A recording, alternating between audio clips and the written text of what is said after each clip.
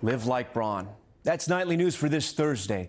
Remember, tonight and always, we're here for you. I'm Tom Yamas. Have a good night.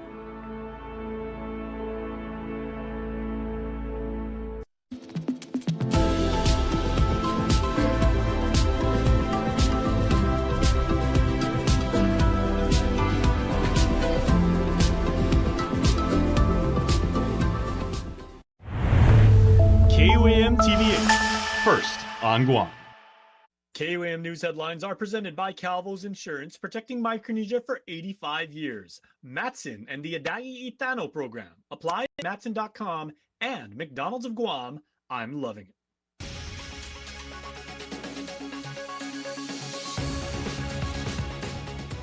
Ahead on KUAM News Primetime. Tonight, we remember the life and legacy of Keo Reese Cruz Ta'anyo. The Chamorro Land Trust Commission in discussions to install power and water infrastructure on their leased property, many of them still unoccupied. They say it could help mitigate illegal dumps. I'm Mitsuki Hirayama with the story coming up. And with June being Pride Month, we kick off our series, Pride is Universal, highlighting LGBTQ+ changemakers. Hafiday and good evening. Welcome to KUAM News Primetime. I'm Destiny Cruz-Langus. Thank you so much for ending your week with us. Well, tonight we remember and honor the life and legacy of Keo Reese Cruz Ta'anyo, who tragically died following a shooting at the Guam Premier Outlets Tuesday night. KUAM is speaking with one of his close friends who hopes the community will remember him for his kindness and heart. To know him was to love him. Always happy, always smiling. Ready for anything, ready for any challenge. That's how a close friend remembers Keo Reese Cruz Ta'anyo, whose life was tragically taken in a shooting at the Guam Premier Outlets on Tuesday night. To him, Keo was more than a friend. He was a brother in spirit, a godfather to his son, and a steady light in the lives of everyone who knew him. He was his own person and his own vibe. He was the good vibe that everyone talks about, like the definition you would say as of a good vibe. So even people that have never met him or have met him for the first time automatically knew, like, off the bat, like, oh, this is a good guy. Their bond was built on shared passions, serving together in the Guam Army National Guard and riding with the Jeep enthusiast group Guerrilla Battalion. He says Keo's warmth and authenticity drew people in, as his gift for making everyone feel seen formed genuine connections wherever he went. Keo had a special bond with every individual in the group, and that's how well diverse he was as a person. Was like he connected with everyone individually. It wasn't just, oh, I'm Keo, this is how I am. It was, I'm Keo, I like to cook. I'm Keo, I like to work on Jeeps. I'm Keo, I like the Army. And while the group and many in the community are grieving deeply, they hope people will remember him for the joy he brought into the world. Keo was the kind of person that you want to have in your life, because it makes living that much more enjoyable. Meantime, the Guam National Guard issuing this statement following Ta'anyo's passing. Quote, "We are grieving the loss of Sergeant Ta'anyo, and we extend our deepest condolences to his friends and family. Keo was a respected soldier and a friend, and we will miss his presence." Separately, Brigadier General Mike Cruz addressed the members and families of the Guam Guard, directing a stand-down to, quote, "listen, learn, and commit ourselves to a culture that protects the values of our organization and provides resources for support." In the internal memo, the Adjutant General encouraged Guard members to stop and reflect, not just in grief, but in purpose. Our condolences to his friends and loved ones. Well, a Superior Court judge has ordered a $1 million cash-only bail for Gregory Arthur Romero, the man accused in Tuesday night's deadly shooting at the Guam Premier Outlets in Tamuning. Romero, a former Marine, is charged with aggravated murder and aggravated assault in connection with the death of Keo Reese Cruz Ta'anyo. Prosecutors allege Romero acted intentionally and with premeditation, claims his defense team strongly disputes. Surveillance and social media footage reportedly captured the incident. During Thursday's magistrate hearing, defense attorney Gloria Rudolph called for the charges to be dropped, saying there's no evidence Romero planned the shooting or showed extreme disregard for life. She also pointed to Romero's military service, lack of criminal history, and strong family ties to Guam, asking the court to consider release with electronic monitoring. But Judge Sean Brown denied that request, saying the charges present, quote, the most serious under Guam law, with a potential life sentence without parole. Romero's preliminary hearing is set for June 13. In other news, Congressman James Moylan is raising urgent concerns before U.S. Secretary of Education Linda McMahon during a House Committee on Education and Workforce hearing. Moylan questioning how the Trump administration plans to invest in American students in outlying areas where federal roles and responsibilities differ from those in the states. His line of questioning comes as the Guam Department of Education faces mounting financial crisis. An estimated $26 million is needed to complete refurbishment projects at George Washington High School and FB Leon Guerrero Middle. In addition, tens of millions are still owed to contractors and 92 vendor contracts related to the American Rescue Plan funds. The U.S. Department of Education has also recently denied GDOE's latest request to extend the liquidation period for its ARP funds.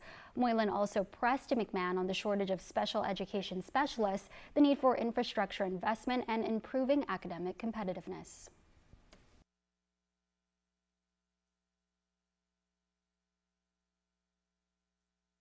As you're aware, Guam often struggles with the needed infrastructure upgrades.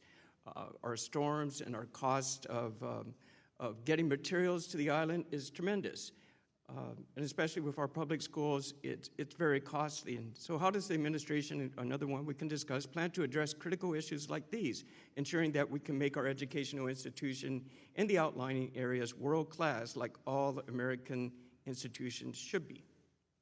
Well, I really do look forward to our meeting. I think I can address things better by sitting down and having a better understanding of your issues. Meantime, the Guam legislature has requested a full financial report from GDOE due today to help guide the next steps forward. Well, Congressman James Moylan also calling on Army leadership to strengthen commitments to Guam's defense needs in the upcoming fiscal year budget. Moylan went before a House Armed Services Committee hearing on Thursday. He sought assurance from Army Chief of Staff General Randy George and Army Secretary Daniel Diskrol that Guam's guardsmen would have access to modern equipment, receive consistent training opportunities, and fully participate in regional exercises under the FY26 budget. As we move into the FY26 cycle, will your budget prioritize facilities used by the Guam Army National Guard, and how can I work with your department to advance the needs of the Guam Guard in the Indo-Pacific? We would love to work with you and hear more about that, and I can follow up with specifics to your office. Congressman, we're very proud of the Guam Guard. You know that from being out there, and I think they're part, as you know, part of that unit that we have out there, and we're trying to actually make that a better mix, the people that actually live there and, defending their, Guam. The general says the Army recently signed a memorandum of understanding with the U.S. Navy and Marine Corps leadership to ensure coordinated support for improved infrastructure development. Means the delegate promised continued support to strengthen Guam's role in national defense and to ensure local service members receive the resources they need to meet the mission. Well, the massive illegal dump site spanning nearly 1 acre on unoccupied Chamorro Land Trust property was brought up during a special CLTC meeting on Friday. The Board of Commissioners is looking to install power and water on leased land trust property using $9 million appropriated to their survey and infrastructure fund from the legislature last term. They can't afford to install the infrastructure on 6 parcels of land in the villages of Mangilaw, Hoggett, Dedido, and Jigo. The project will affect about 743 constituents and cost of $8.7 million. They want to create a subdivision that's ready for constituents to build their homes, but Acting Administrative Director Joey Cruz points out the dump sits on one of the idle properties they've identified for the project. In the recent weeks, in the news there was concerns of illegal dumps burning. That occurred within this track, 1022. We're trying to figure out how to mitigate the illegal dumping. In a perfect world, if CLTC had the money, we can put chain link fence around everything we own. But realistically, what we could consider is the presence of our lessees. When there's people who are occupying, it would drive down mitigate the possibilities of illegal dumping. The illegal dump is on properties leased to eligible land trust recipients, but remains unoccupied with the lack of utility infrastructure. The dump is also within a protected water zone and could potentially contaminate the island's drinking water. Crew says this project could prevent further dumping on CLTC property without costing them additional funds. Time for a quick break. You're watching KUAM.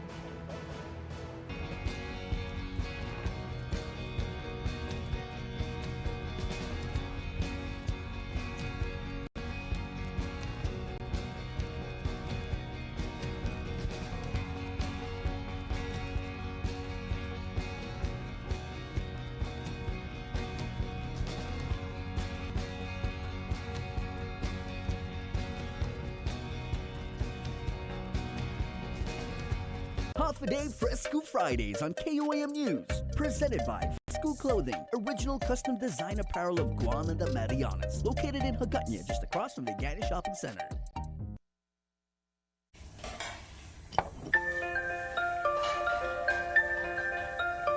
Honey, do you want some milk? Do you ever wonder how your favorite products make their way into your local stores? Most arrive on state-of-the-art Matson vessels that transport containers of food, household items, equipment, and supplies into the islands every week. Because we know that you depend on us, we work closely with our partners to ensure that our shipments arrive on time, all the time, so you can find your favorite product when you need them. We transport the region's most precious cargo that supports successful businesses and promotes a better quality of life for our families. Matson is proud to have been the hometown shipping carrier for Guam, the CNMI, and Micronesia for the past 25 years, and you can count on us to be here for generations to come. Guam's beauty is only surpassed by its hospitality. Please help protect it by not bringing any items that can have a harmful impact on the island. Remember, if it's not native, it could be invasive. Leave invasives behind. New training location confirmed. The Mariana Islands. Before and after training, you will identify and sanitize your tactical gear to prevent the spread of invasive species. If it's not native, it could be invasive. Leave invasives behind.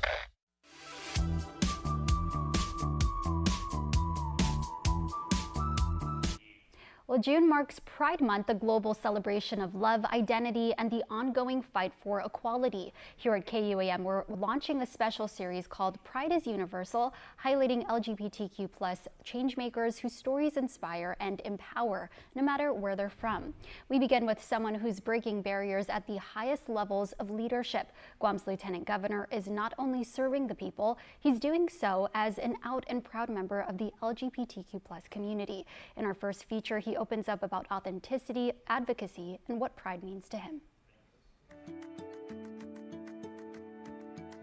In a world where public service often demands conformity, Guam's Lieutenant Governor Josh Tenorio is breaking barriers with pride. Being open about who I am is a relief, right? A lot of people that, at least in my generation and older, spent some time in the closet. They were fearful of retribution, of violence, of people attacking them. And quite frankly, I'm so used now to people attacking me or criticizing me. But I want to show young people, parents, that they should have the courage to be who they are. He says there's still a long road ahead for visibility, for inclusion, and for safety. People should think twice about the things they say. Suicide is very high in LGBTQ youth. There is a lot of violence, and right now, because of the war on trans people, the fears that have been played up because of elections, and trying to unify people against a group of people. We need to take the other side of it, which is to find the commonalities that we have as human beings. I really believe, sincerely believe, that God put each and every one of us for a purpose. There is a purpose that we have in our lives. And life isn't perfect. There's a lot of struggles. But we should be able to show people not only that they can survive, but they can thrive. He recalled meeting a woman at church recently, and she told Tenorio about her granddaughter having questions about her identity. She pressed him about what she should do because she didn't want to say the wrong thing. And reassured her is the fact that you're showing unconditional love to your grandchild is the biggest thing you can do. And for parents, right? I mean, my mom, when I came out to her, she cried because she was scared. You know, she's from a different generation. And so Pride Month to me means that we should really value the lives of people on this island, everybody. And just because you may be uncomfortable, you shouldn't be fearful of people who are different, radically different. You know, try and find the positive things. I think people don't realize that the things that they say, the comments that they make, can hurt people. And how does something like Inafamalik intersect pride and inclusion? Sure. So, you know, Inafamalik is reconciliation, right? It's trying to find unity. And I think that is another essential thing about this. You know, in Chamorro culture, which makes Guam a great place, things that people who are non-Chamorro subscribe to, there's always a period of reconciliation, to make things better, right? To fix things.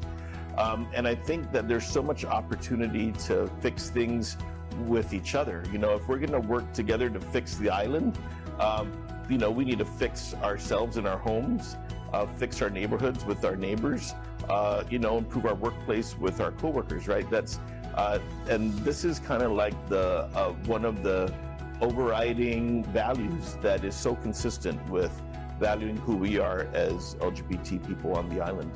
And on Guam, Pride takes on a uniquely unifying form. Of course, you know, we got the island hospitality, right? Everywhere is a little unique, but I think sometimes when I see different events, there's always so much laughter and fun and joy, right? There's a lot of humor in our culture, right? Oh, yeah. I mean, people like to tease, right? Or like to kind of address uncomfortable issues through humor. And I find that that's one of the things that is enjoyable and fun.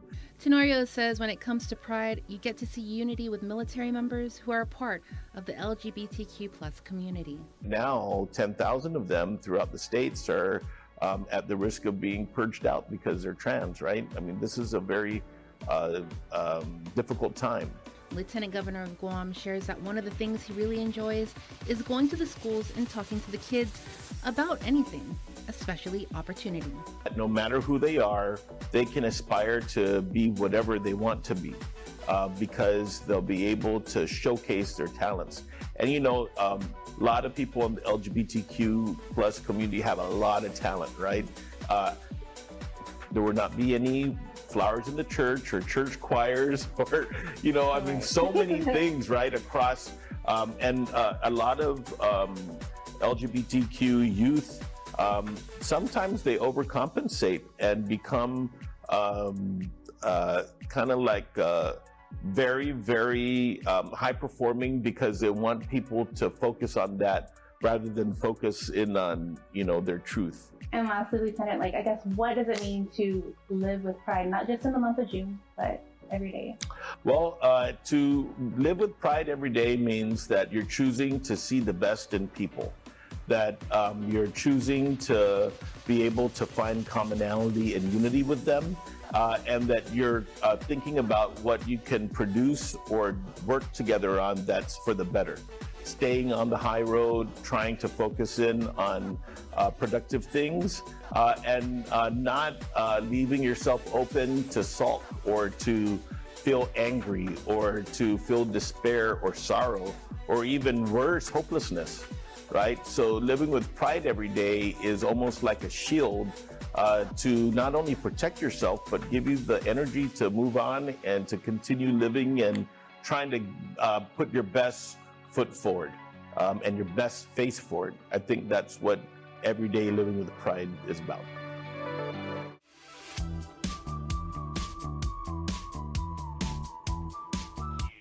Well, today is National Doughnut Day, a sweet tradition that began back in 1938 when the Salvation Army used the humble donut as a symbol of hope and gratitude. Here on Guam, that spirit of service is still going strong. This morning, Major Eric and Major J.C. Altumale, alongside dedicated Salvation Army Guam staff and board members, hand-delivered donuts to heroes across our island, from Guam Fire Department stations to Guam Police precincts and Park Police units. But the kindness didn't stop there. The team also made their way to Hagatnya and Harmon, offering cold water and donuts to those experiencing homelessness, a simple act of compassion honoring the legacy of the original donut lassies who brought comfort to soldiers on the front lines of World War I. At Park Police, there was even a special surprise when Major Eric, who is the Guam Corps officer, stopped by. Chief Joey Terlahi was so moved by his service, he named him an honorary colonel. Quality of life again for our people, and you see that we recognize that.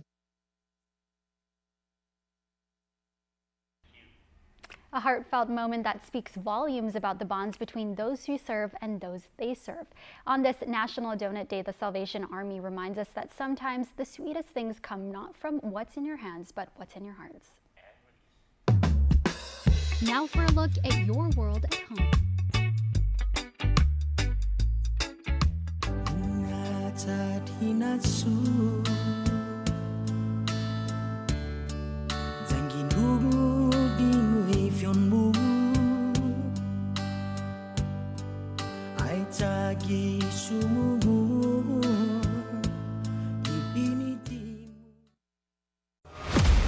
Win one championship, you're celebrated.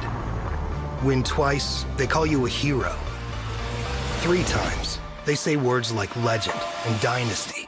4, 5, 6 titles, they'll say enough is enough. But when you've won it all 7 times, what's left to say? The trophy speaks for itself. Introducing the full lineup of Ram trucks. Ram, 7-time winner of Motor Trend's Truck of the Year. Don't need a work break, keep the smile on your face. The moments you can't replace, and I'll be around. Whoa, you can count on me, count on me for life. Wherever life takes you, we're always here for you. Calvo's Insurance. Count on us for life. Pizza Hut is about to hook you up with more of what you love.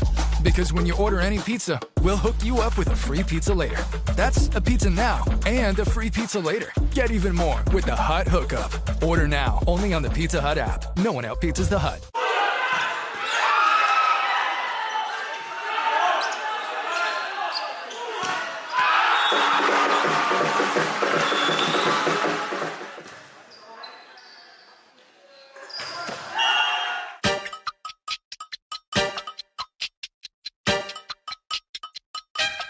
Wesley kicks out. Simon, big 3. Oh, baby!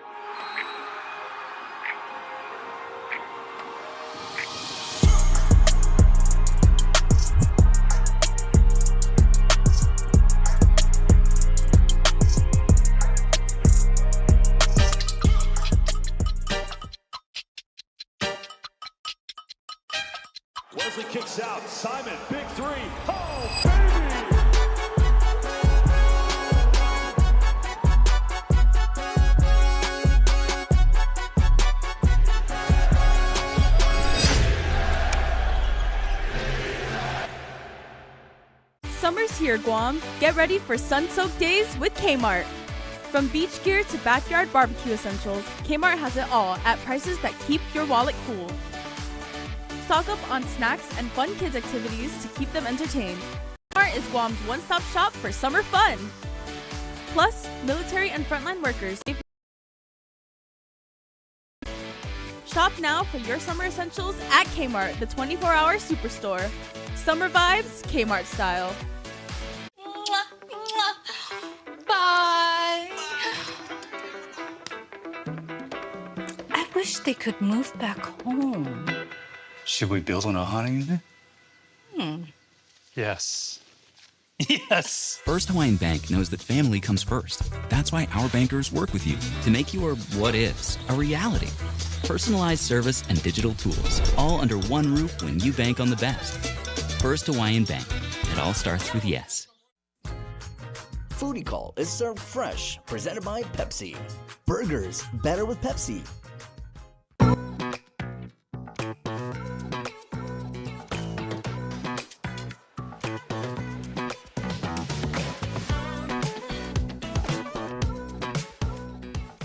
I'm Shaylee. And I'm Kobe. And we're back with another edition of Foodie Call. Yes, today we're at Each Street Grill in Tumon, here to try out some of their delicious looking items and even some of their new items as well. Yeah, we're trying out their Loco Moco, but with bacon. And then we'll be trying their ribs, their huli huli chicken bowl. My go-to. And then last but not least, they're actually starting a new smash burger series. So today we'll be trying the Wild West Smash Burger with their house-made pickles. Where should we start? Let's go with my go-to. Let's see if you like it. The chicken. Cheers. Wow, the sauce on that chicken is like, it's a good place between sweet and tangy. This is my favorite. Really good. Oh yeah. Well, that was pretty smooth. That was nice. That looks tender. Good. Whoa. That's soft. That was really tender.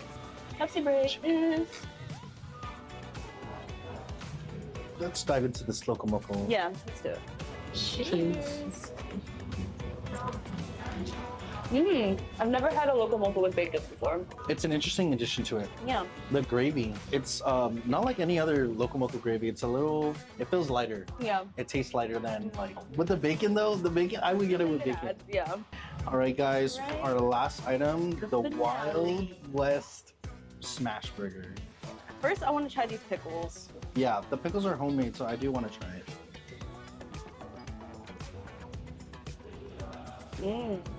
It's a nice subtle pickle taste. Ready? Right, cheers. Cheers. Wow. Wow.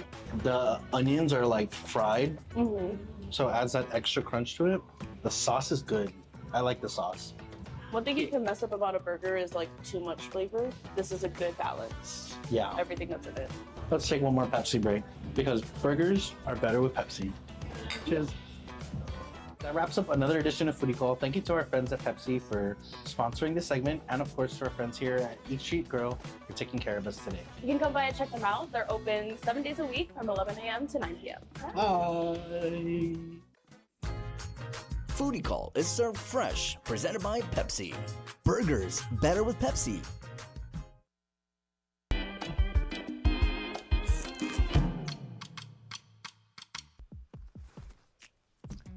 4 words, 1 event. Guam Micronesia Island Fair. It's a beautiful thing. We want you to be there because it's a celebration of our regional brothers and sisters, of ourselves, our culture, our love of food, of dance, of communication, of music, of language, and canta zan baila, sing and dance. Absolutely beautiful. We are going to celebrate everybody across the region. Make sure to check it out June 7th and 8th. Go there on both days because it's absolutely free. Check out visitguam.com for more and the lineup. Lots of good things happening over there at Ipao Beach. All right, together with Pride, June, we celebrate diversity, we celebrate love, we celebrate family, and that is what it's all about. And there's a Pride Mini Carnival coming up, all right, everybody? 2 to 7, UOG Fieldhouse. Again, it's a free event, so no excuse not to go there. Please come by, celebrate, and feel the love. during June, because June is, of course, Pride Month. And then seat at the table. This is wonderful. Our friends at the Guam Women's Chamber of Commerce have a star-studded lineup of speakers. I think I know that girl in the upper left. That's Darby. She's a fantastic public speaker. She got her MBA, and she is going to teach you about digital marketing. Also, my friend Trish, she's an amazing creator. I know Kirshda is an incredible creative person herself, and Sharti, who I've interviewed several times. This is a wonderful lineup. Please make sure to be there Thursday, the 12th of June from 8 to 10, because these amazing women who have so much entrepreneurial spirit and creativity and the ability to share with you. And that's what it's all about, because good things happening there. We're heading into the island weekend, but hey, you know what? Bring a umbrella, because if it rains or if it's hot, you need one either way. But please be safe, drive safely. Let's all be cool to each other, and I'll see you guys on Monday. Happy weekend.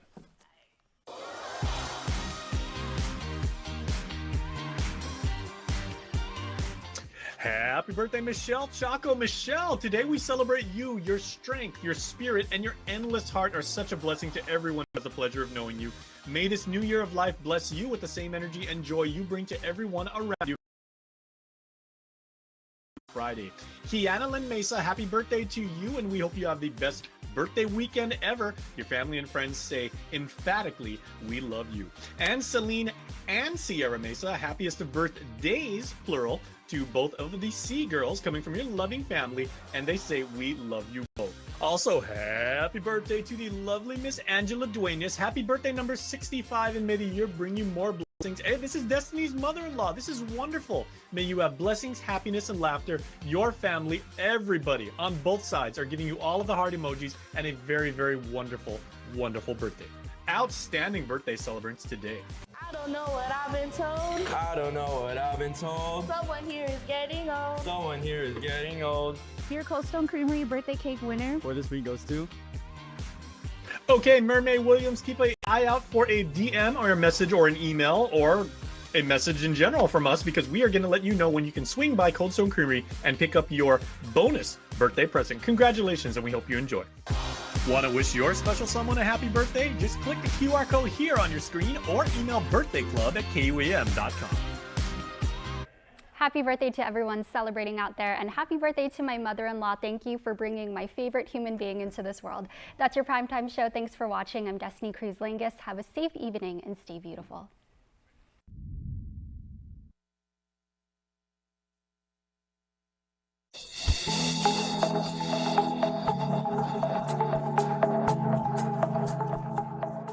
Ali, Mogisin, Hafaday Zantiro, Rananim, Kaselelie, Lengwo, and Yakwe. And welcome back to the One Micronesia Show.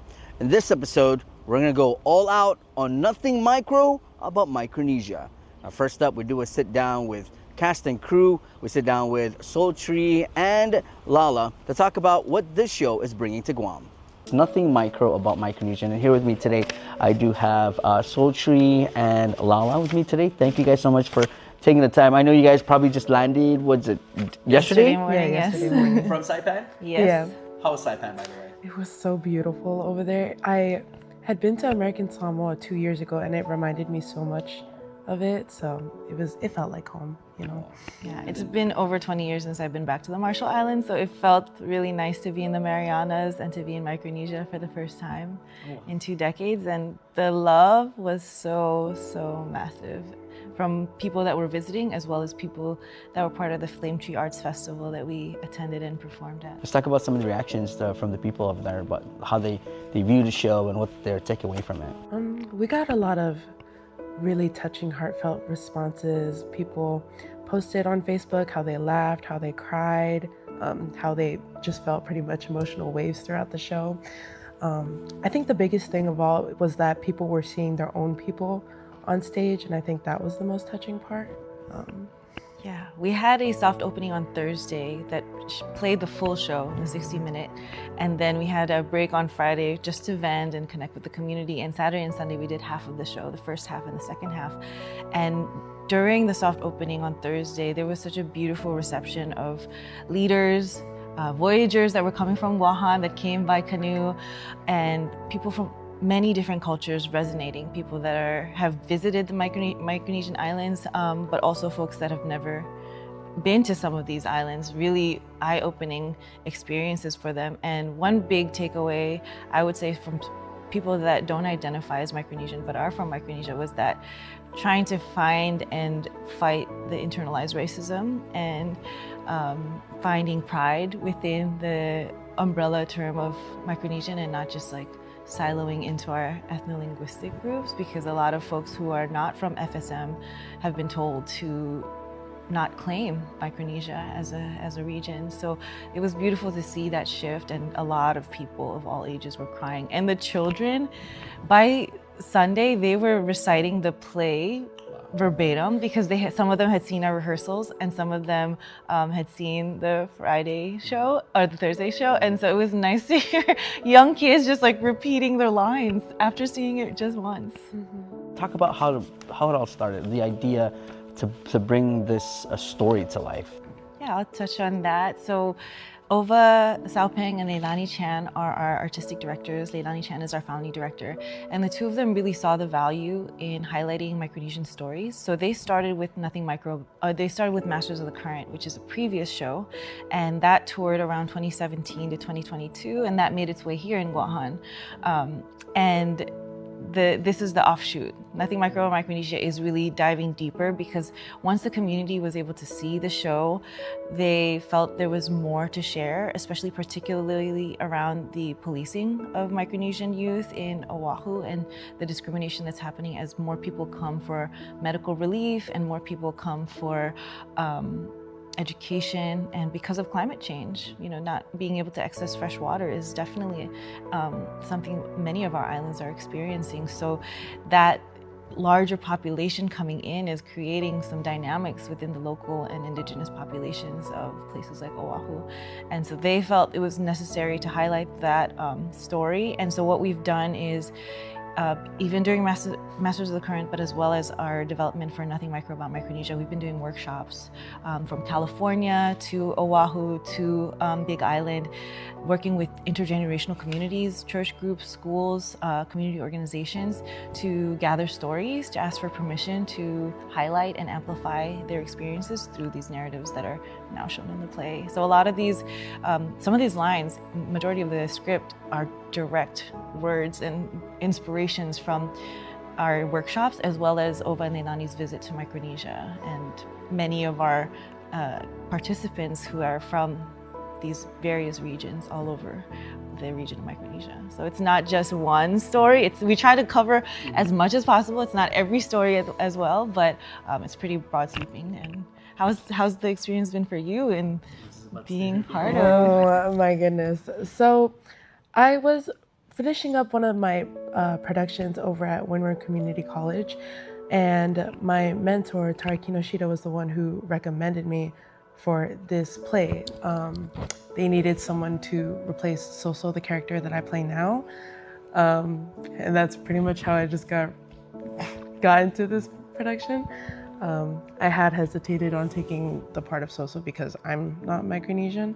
But when I opened up to one of our cast members about it, she said it was important as a Polynesian for me to play this role so I could unite the Polynesian and Micronesian communities. I also like to think of it as my way of, how should I say it? Maybe like apologizing or advocating for my Hawaiian voices. It wasn't until I was a part of this play that my eyes had been opened to the discrimination and racism towards Micronesians on Oahu in Hawaii. And I'm like, we're not supposed to do that to each other. We're all Pacific Islanders. We all come from the same oceans. We're all from islands, So that's pretty much what this experience has been for me. All right, well, before we getting towards the end here, I want you guys to sell the show, but sell it in 3 words. What would it be? I'd say representation. I'll take the 3 words. I'll say making lasting impact. Ladies, before I let you guys go, any closing remarks, anything you guys want to leave with the people of Guam watching right now? I'm really grateful for this opportunity to help advocate for Micronesian voices. I'm grateful for the team that put this together, and I'm grateful that people are coming to see our show. It really means a lot that like we're here for them. You know what I mean? See them, hear them. I just want all of our community, especially Micronesian folks, to know that this show is for you. This show is just a starting point. This is our offering as artists to the community. But our biggest goal is that the community takes ownership and also sees themselves and sees their potential and takes the show and these experiences to the next level, because this is not just for us to display art, but for us to engage in a meaningful exchange with each other that makes a lasting impact. Thank you so much to So and Sultry for stopping by for that quick one-on-one before the big show of Nothing Micro about Micronesia. We're going to take a break, but when we come back, we go meet the cast of the show. We'll be right back.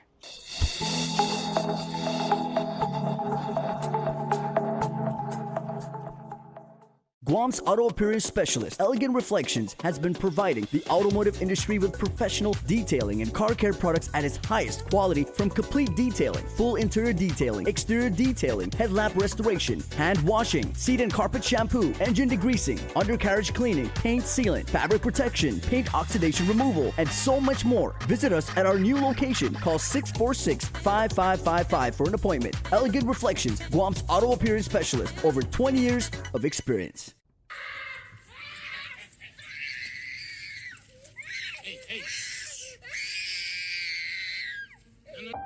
Sometimes parenting can be hard. What should I be doing? The Guam Early Learning Council includes partners who can provide you with early childhood services and supports. We are here to assist. For resources and information, simply call 311 Monday through Friday from 8 a.m. to 5 p.m., excluding holidays. Early connection can change everything.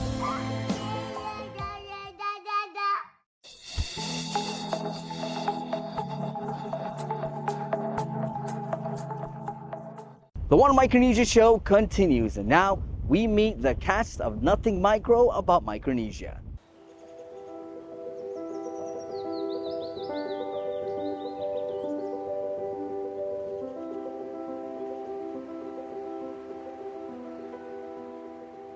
We caught up with a cast of Nothing Micro about Micronesia, a powerful ensemble of voices bringing truth to the stage. Each of them carries a piece of our shared story, the struggle, the displacement, the deep pride of being from the islands. These are more than just roles, they're lived experiences. My name is Ko Shop, and I come from Doughnut. My family lives in Weno at the moment, and I play Kai in Nothing Micro about Micronesia. Casadelia. My name is Tristan Cassianri, and I'm from the beautiful islands of Pohnpei. And I play Freedom in Nothing Micro about Micronesia. My name is Kathy Martin. I'm from Chuk, and I play Mama Kiwin and Tinana, the grandma, in the play Nothing Micro about Micronesia. I was not really adamant on joining. I thought it was kind of fake. I thought it was inauthentic, because I see a lot of misrepresentations of me and our people, especially in Honolulu. So I just wasn't really into it until I was encouraged by my professor to come into the auditions and workshops. And that led me to being in the Hilo workshop, where we worked on the play, and that got me the part. So Freedom is a Micronesian boy, Chukis, Pohnpeian, but mostly Micronesian. You know, we are all one, Micronesia. Freedom moved to Hawaii, first time in Hawaii, and he's going to school. He's finding a hard time to navigate a new life. Imagine coming from a small village, a small island, and being dropped into a big city. Like, the culture shock. Like, for me, I resonated a lot with my character. The role that I played in the show is Mama Kiwin. Mama Kiwin is a mother, the mom and the auntie that at the same time was struggling with work and making sure that she is taking care of the kids when the kids are in trouble at school. So she has to run from work to school to make sure that, you know, she gets the kids. But then, you know, part of it was she got to the point where, English is kind of hard for her, you know, language barriers. Tinana that I play is the grandma that hold a role and hold all the knowledge from within the families.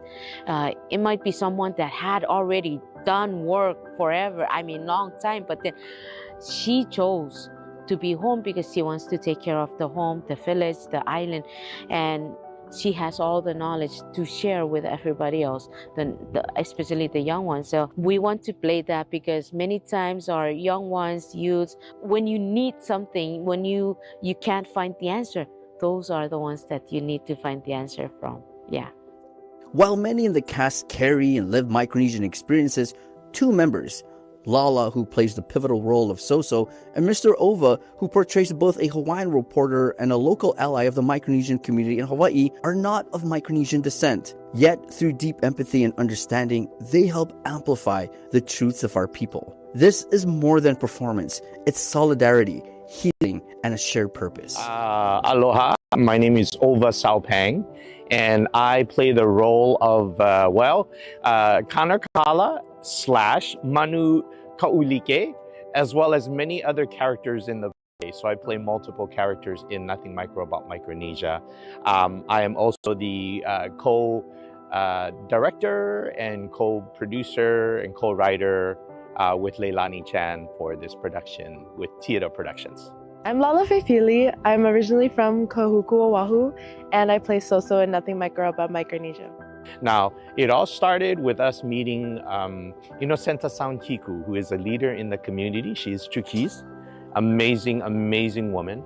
And meeting her and then hearing about the connections of just the struggles that Micronesians are facing in terms of discrimination made me think of my years growing up as a refugee from Laos and facing similar types of discrimination, you know, and so that for me was the genesis of wanting to work in Hawaii and to work in this story, like to work about this story. You know, why is Hawaii not providing this aloha for these people?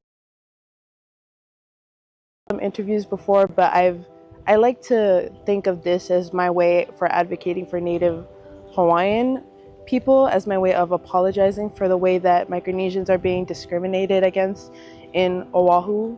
And I hope those who are discriminating, I hope they see me in this play, and I hope they realize that we're not supposed to turn against each other. Like I've said, we're from the same ocean. We're stronger together rather than apart. I guess a message I would like to instill in the youth is, you are here, I see you, we're taking this play on stage, we're telling your stories. I like to say be proud, but don't have too much pride. Know your identity, know who you are. There's nothing micro about you. So it's really important that you come out and you share who you are and say, I'm from here, because representation is important. Micronesian youth and just Pacific Islanders, I hope when they see this play, I hope they feel seen. I hope they feel heard. I hope they feel properly represented on stage. I hope they feel inspired. My message that I would like to share from the show is that, everyone, I feel,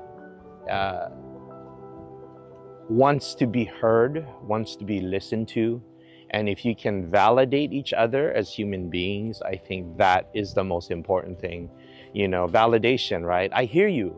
I understand your struggle. How can I help? That would be my message for everyone. And, our play specifically is focused on the Micronesian community, but it really extends beyond that to every culture and community. It's a universal story.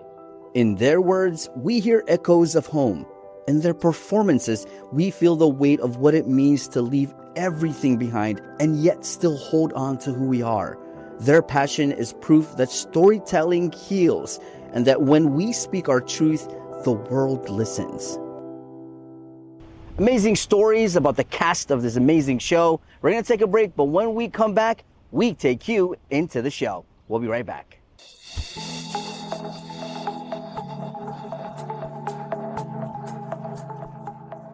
Being stationed on Guam, there is much to do on the beautiful island. But before you pack, sanitize any household items and leave any organic materials behind to prevent the introduction of invasive species. If it's not native, it could be invasive. Leave invasives behind. New training location confirmed. The Mariana Islands. Before and after training, you will identify and sanitize your tactical gear to prevent the spread of invasive species. If it's not native, it could be invasive. Leave invasives behind. Super speed your life with Docomo Pacific Fiber Internet. Get symmetrical upload and download speeds up to 5 gigs. Get started with Fiber 500 at $145 a month, Fiber 1 gig at $215 a month, or Fiber 5 gig at $299 a month. Plus, get 2 SuperPod 6Es with any plan, and a free EcoFlow River 3 and bonus welcome kit with 1 gig and 5 gig plans. Experience tomorrow's islands today with Docomo Pacific Fiber Internet.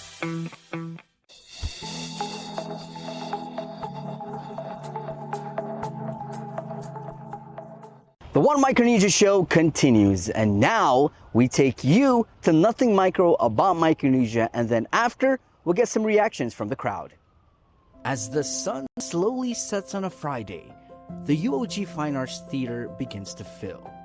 There's a buzz in the air, curiosity, anticipation. You can feel it as people start settling into their seats.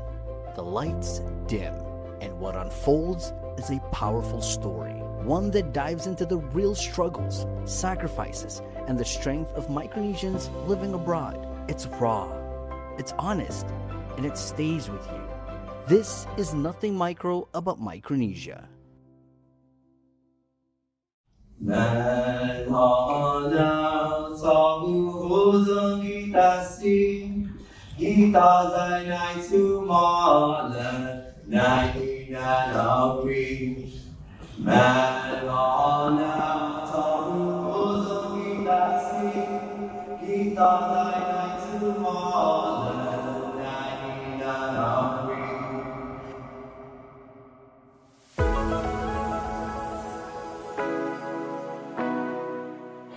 I didn't do anything. This guy's calling me names. Freaking micro.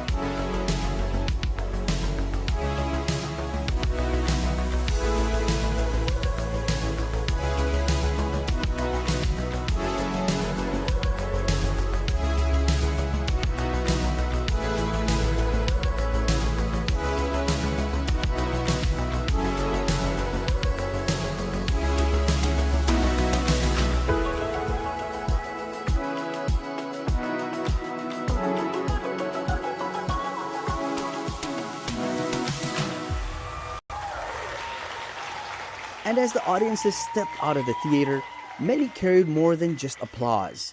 They carried the message, the emotions, and the inspiration that echoed through every scene. Here's what a few had to say after experiencing the beautiful show. I was very fortunate to do the blessing for today, and it was a good honor on behalf of our people in Guahan to present the space and to welcome more so all of our brothers and sisters from this region. Just the beginning, it gave me goosebumps already. It made me feel so much closer to home. It was very entertaining. I enjoyed it a lot. Basically showed the life experience that I went through as someone who traveled from Pohnpei to KUAM. It really pointed out a lot about our culture, our islands, and all those things. So yeah, it was really good. It was really full of emotions, and I got to know a lot about our island. I got to know about our stories, and yeah, It was very nice. Gives me that Micronesian vibes, like, and you know, like you have the pride. You're really happy to represent your island, no matter what size you are, what color you are, and you know, you got this, you got it, right? It was amazing. This one shows more emotions. It's more funnier. I loved it. It showed no matter what cultural background you come from, what island comes from, we all have to stand with each other and unite. It's 10 out of 10. Yeah. I thought this was a wonderful show, and I could see how much care they put into it. Every little piece was so deliberate. I really loved their use of projection, and I think that was an amazing balance between humor, but also serious tones, you know what I mean? And obviously a lot of this was based off of a lot of real phenomenon and conditions that a lot of people experience, you know? And I always just think that sort of thing when people have stories that are so close to them and are able to portray them like this, it's just such a wonderful thing, and we need so much more of it, and it's so inspiring, and we all had such a great time.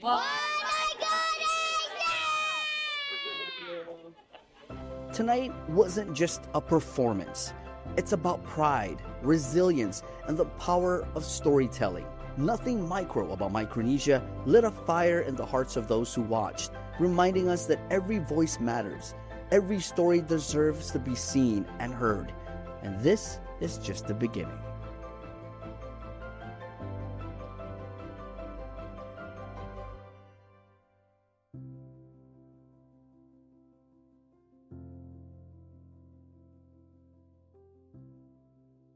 Nothing micro about Micronesia. What did you guys think about that? If you made it to the show, it was a great one. And according to those who were there, they loved the show. And to me, a person who grew up in the islands, now living on Guam, seeing that story and how it was told, I felt it. I got a little teared up too, but it really goes to show the message they're trying to portray, that there's nothing micro about Micronesia. We're gonna take a break and we'll be back with more of the One Micronesia Show.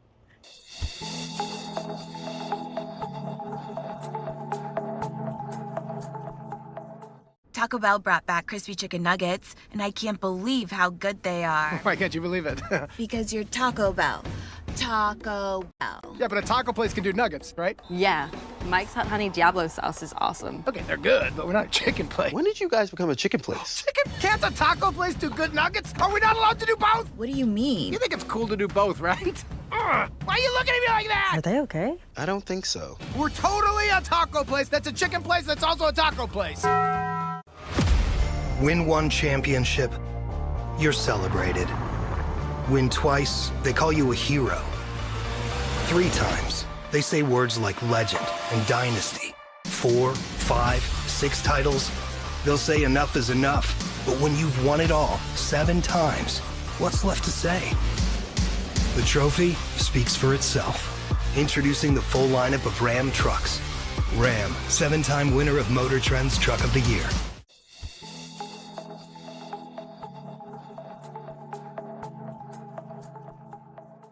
One Micronesia Show, we're not done just yet. One more to go, and it's time for the One Mic Jam Sesh. Check it. You used to be my best friend, my lady, my lover.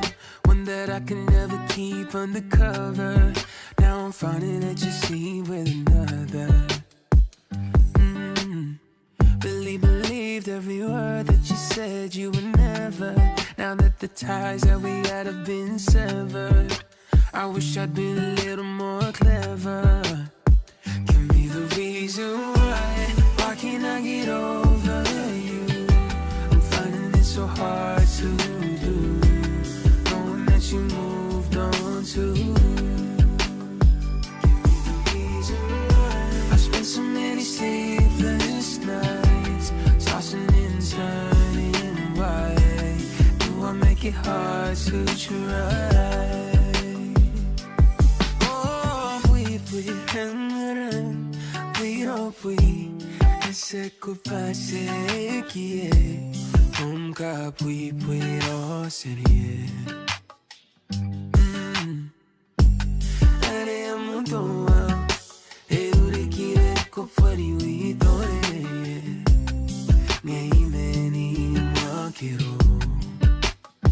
Give me the reason why can't I get over you? I'm finding it so hard to do.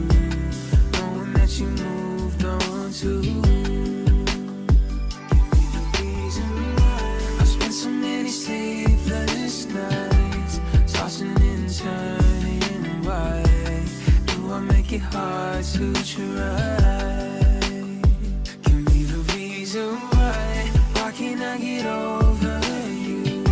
I'm finding it so hard to do, knowing that you moved on to.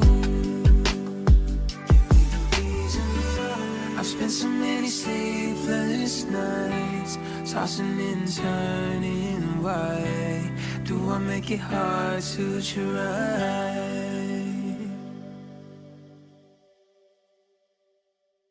And that pretty much wraps up another jam-packed show that's pretty much all nothing micro about Micronesia. I hope you guys enjoyed that. If you made it to that show, good on you. But if you didn't make it, go ahead and follow them and find out when they're coming back to the islands to showcasing either that show or more, or even create more plays that talks about us here in Micronesia. Guys, that pretty much wraps it up, and we'll see you on the next one. My name is Victorious, and all I gotta say is peace.